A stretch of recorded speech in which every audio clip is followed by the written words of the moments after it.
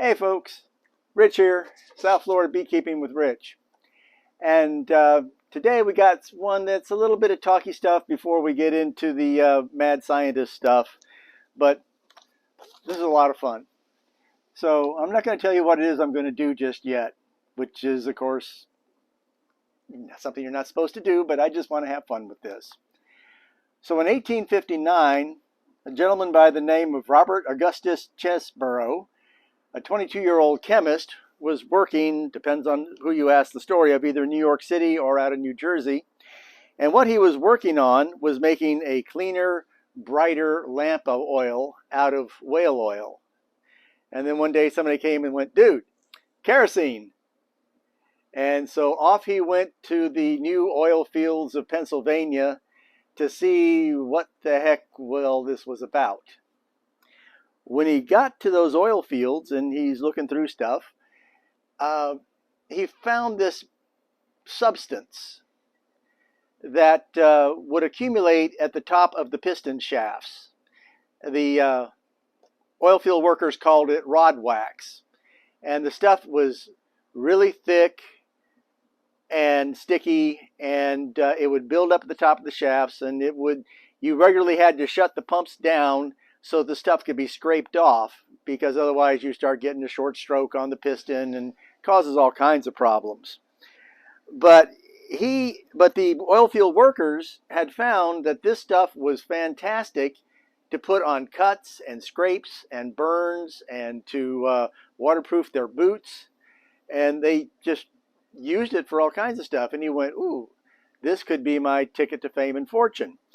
And so we'll fast forward 6 years later to, 6 years later, 1865, he filed a patent for a triple purified product that he called vaseline. And I have, where all this is going? Well, I'll tell you. I have no idea when this product came out, but I was in a 1902 copy of, I think it was the Gleanings in Bee Science, that I saw an ad for propylene made with genuine vaseline. And as I so often do, I jumped headfirst down the rabbit hole. This was just too interesting to pass up. So,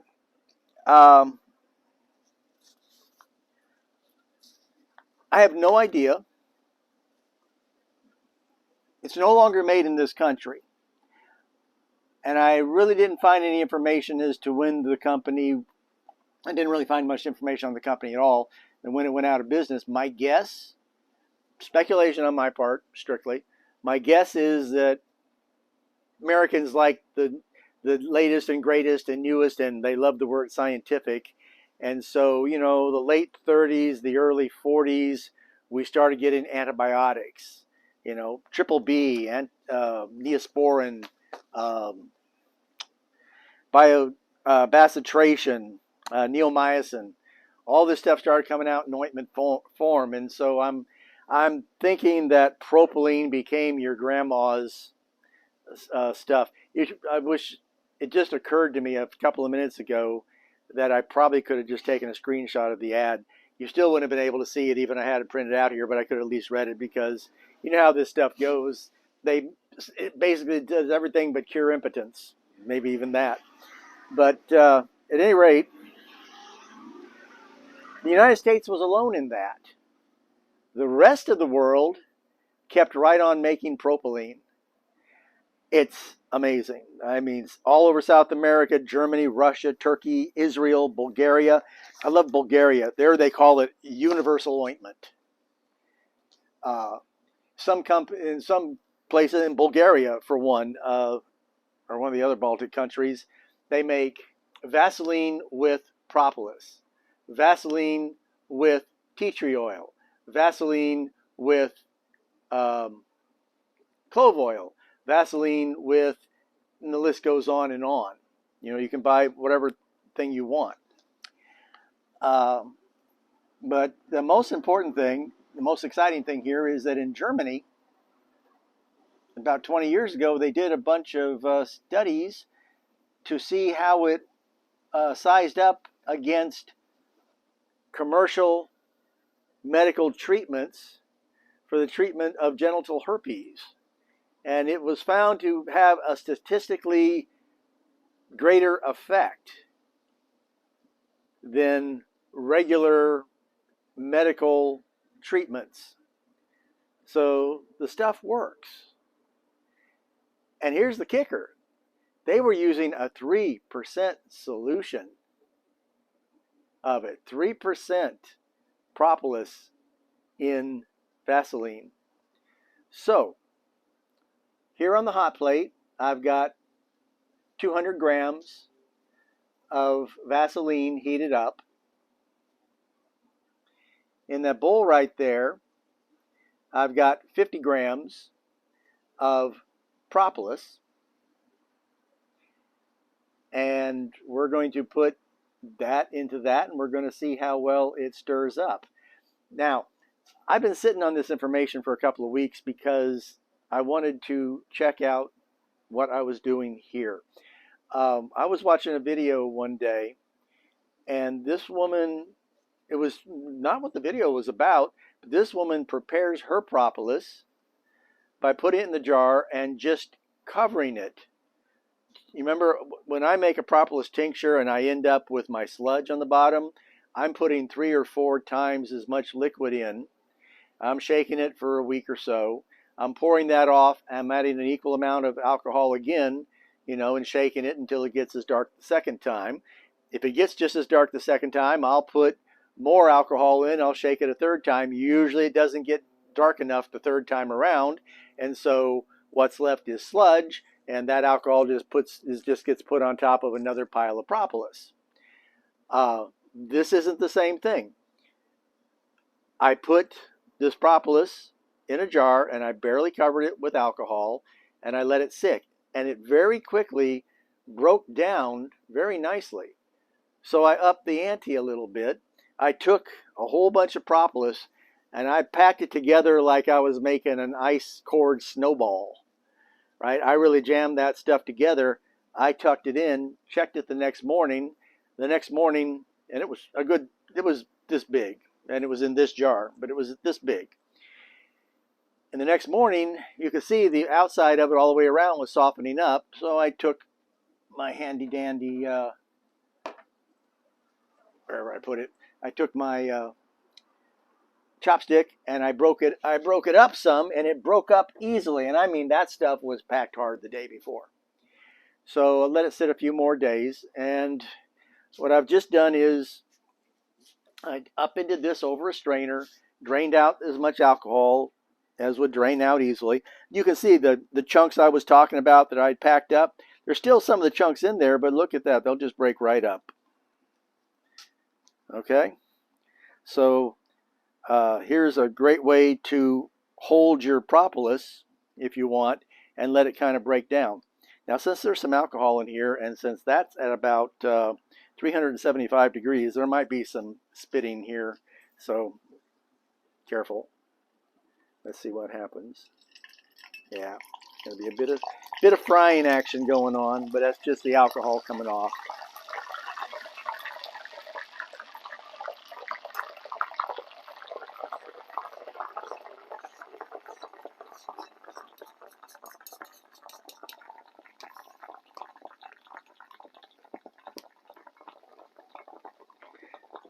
I have not tried this at home until today.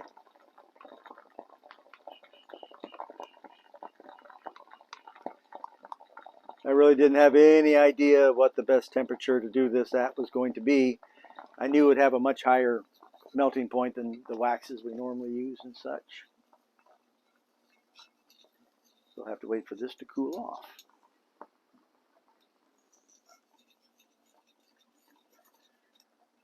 So the idea is we're going to mix this together. We're going to let it cool off. We're going to see how much of the propolis really went into suspension in the oil and how much is going to be left at the end. I've got a sieve and a strainer over here to pour this through.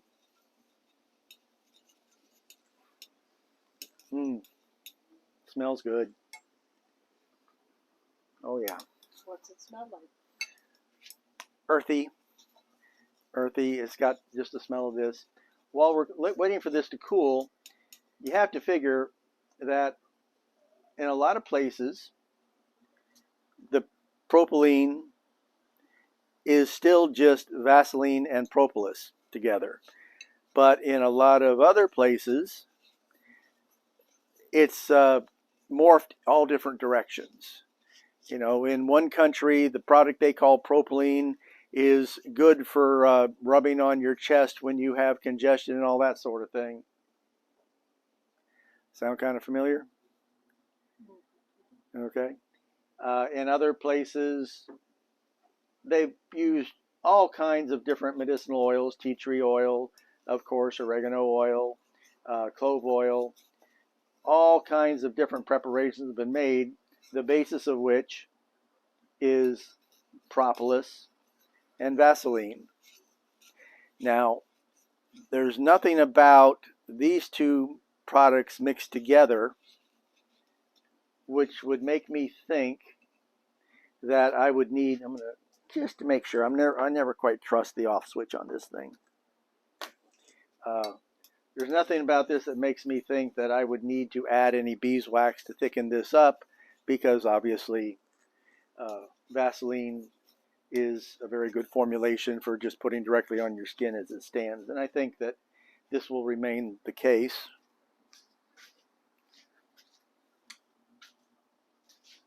Now over here, I have a couple of ice packs, because hey, it's South Florida right now. It's 84 degrees out here, even though it's well after. Oh, let you see them? Just got a couple of ice packs underneath there, because I wanted to keep this plate cool, because I want to use the cold plate trick. Yeah, we're almost back down here now. Obviously, you don't want to watch something like this cool.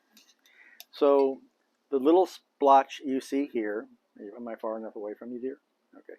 The little spot you see here was this Vaseline heated up to 275 degrees, and then I just put a dab there where it cooled within seconds. I thought you said it was 375. No, 275, 275. Okay. 375, I wouldn't have had the courage to put that stuff in there. I thought you said 375, so maybe I misheard. No, well, check the video, but it's 275, yes. Okay. Yep, see, we're almost down.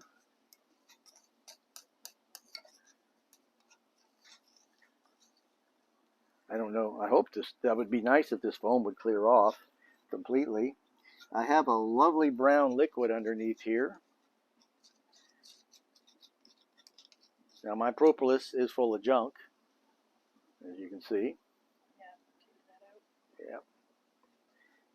So that's why I knew these. I mean, there's bee bits in here. There's bits of newspaper in here from doing splits, or merges, I should say. There's who knows what in the propolis. This stuff doesn't come from one of those plastic sheets. It's just what I scrape off. Yeah.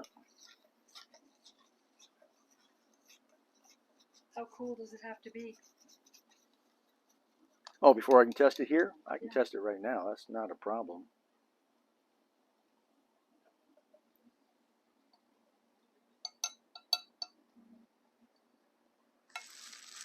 Now, well, I did have a piece of paper towel out here, but oh, there it is. Oh, well, it doesn't matter. I've already read some of this stuff. I just want to clean the tip of this off a little bit. There we go. Oh, yeah, it's disappearing nicely, so.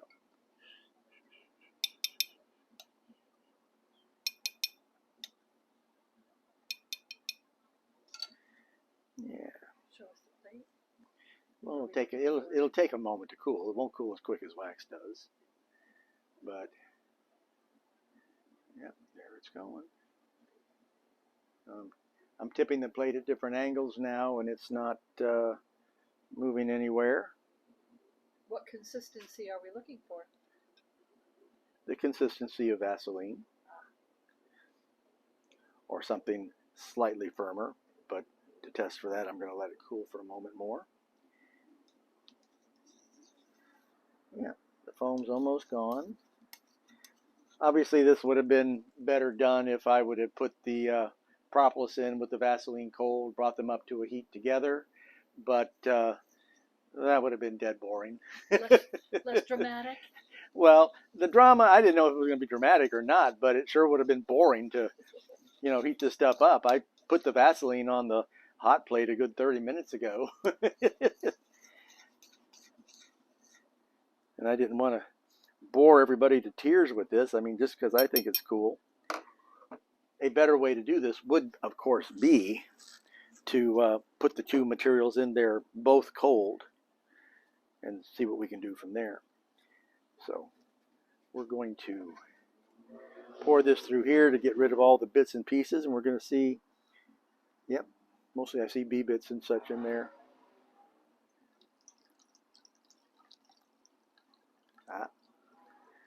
See how much stuff is still there?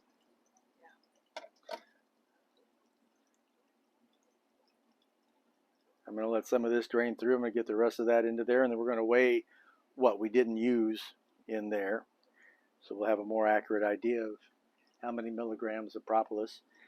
And, I'm undoubtedly going to do this the right way off camera later on.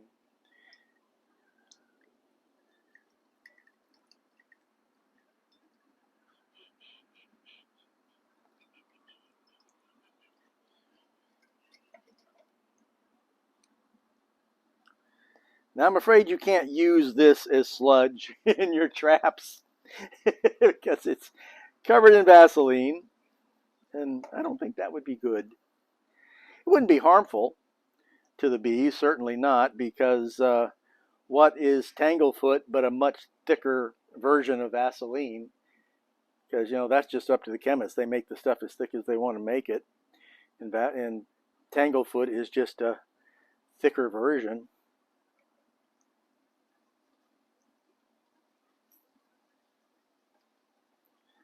Yep, that's even worth an experiment. That's worth putting some back in.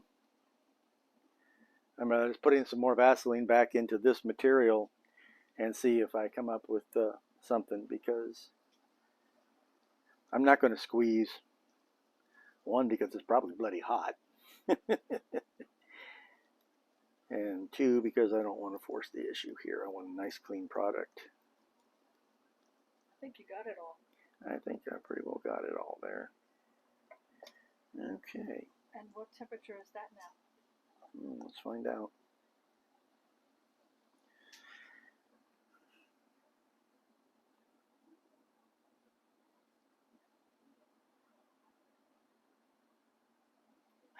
It's creeping up to 150 slowly.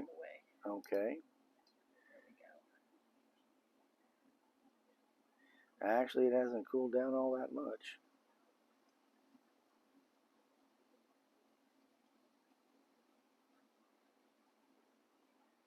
Got a ways to go. Yeah.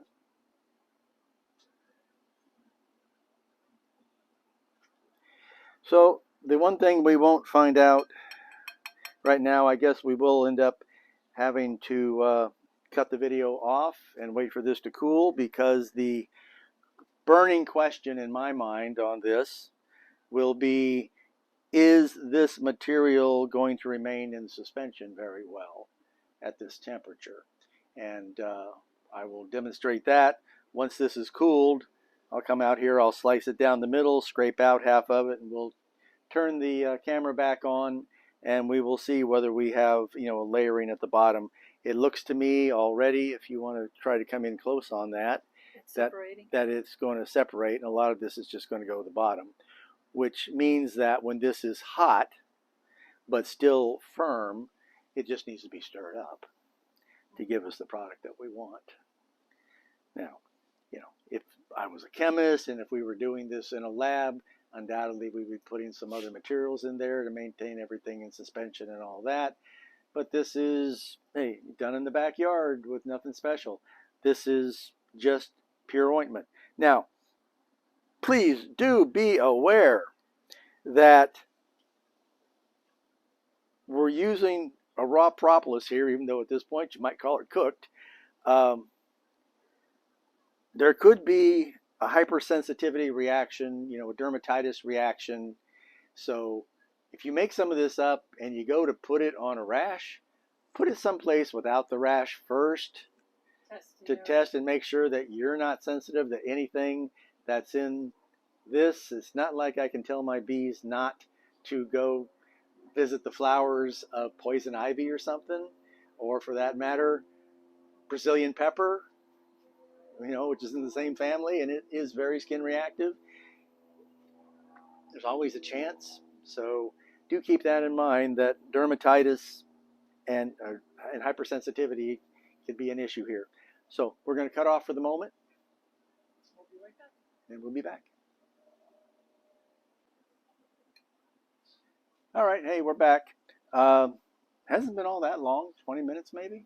I didn't think to check the clock, but we're good. Let's find out where we're at.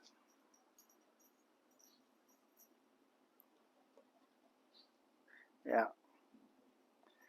So as you can see, it did sort of settle up toward the bottom. Now that is, of course, in liquid form. So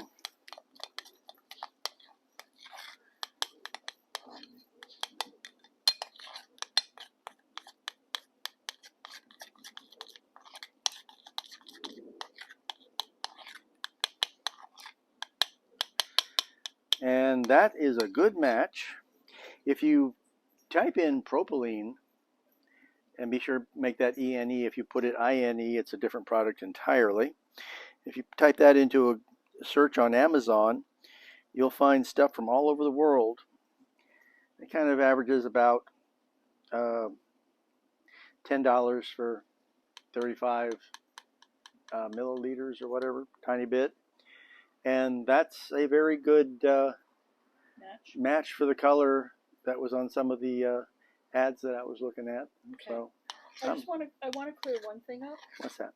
You are not saying that this is a cure for herpes. No. No.